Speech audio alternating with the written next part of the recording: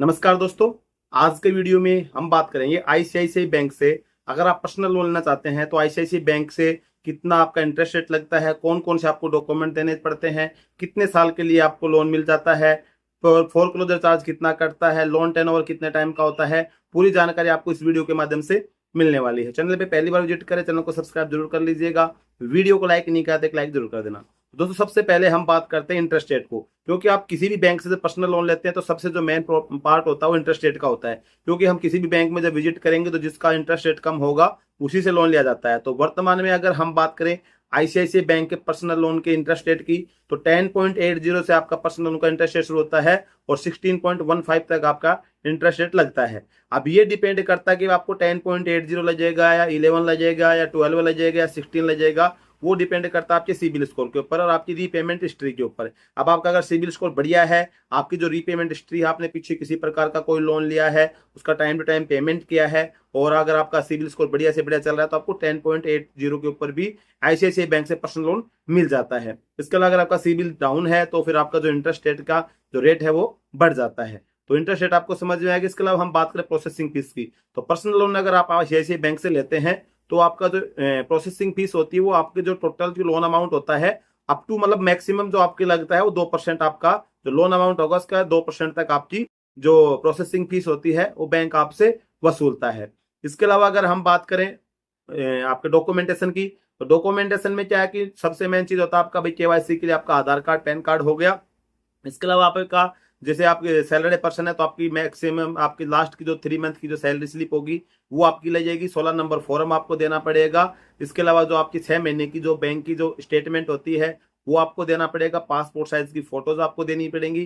Cancel cheque आपको देना पड़ेगा।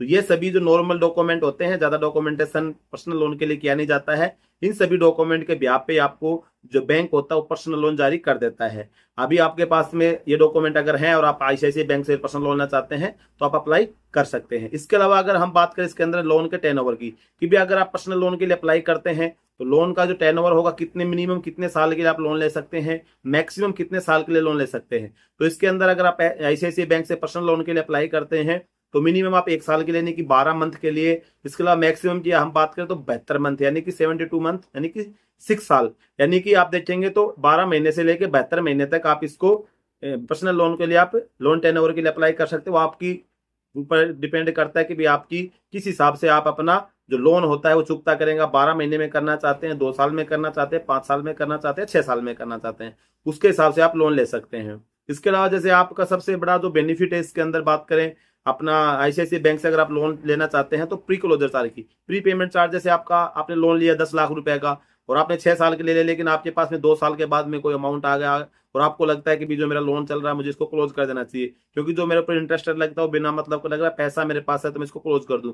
तो बहुत सारे जो बैंक होते हैं जब प्रीपेमेंट चार्ज करते हैं तो उसके ऊपर आपको टोक 2%, 3%, 1% जो है जो आपका प्रिंसिपल जो अमाउंट होता है उसका आपसे वसूलते हैं। लेकिन अगर आप आईसीआईसीआई बैंक से पर्सनल लोन लेते हैं तो आईसीआईसीआई बैंक से पर्सनल लोन पे अगर आप 1 साल से पहले क्लोज करते हैं, जैसे मान के चलो कि आपने पर्सनल लोन लिया, पर्सनल लोन के बाद 6 महीने के बाद आपके पास कोई अमाउंट और आप अपना लोन क्लोज करना चाहते हैं तो फिर बैंक आपसे क्या है, जो आपका प्रिंसिपल अमाउंट जो लोन का बचा उसका 3% आपसे चार्ज वसूलता है। यानी कि आप 1 साल से पहले कभी भी चाहे आप अपना लोन क्लोज कर दे, चाहे आप 1 महीने में करें, चाहे 2 महीने में करें, चाहे 6 महीने में करें, चाहे आप 1 साल के अंदर करें, तो 1 साल के अंदर अगर आप अपना लोन क्लोज करते प्रीपेमेंट करते हैं लोन को तो 3% चार्ज आपसे बैंक वसूलता है। इसके अलावा अगर आप 1 साल की ईएमआई भरने के बाद में अगर आप अपना लोन का प्री पेमेंट करते हैं तो आपका जो प्रोसेसिंग चार्ज होगा, जो आपका लोन का प्री पेमेंट जो चार्ज होगा वो किसी प्रकार का चार्ज आपका नहीं लगता, बिल्कुल शून्य हो जाता है। तो आईसीआईसीआई बैंक से आपको लोन लेने का ये बेनिफिट मिल जाता है कि 1 साल के बाद में आपका प्री पेमेंट चार्ज आपसे बैंक वसूलता नहीं। 1 साल तक तो आपसे 3% लेगा, 1 साल के बाद में आपने ईएमआई भर दिया 1 साल की टाइम टू टाइम,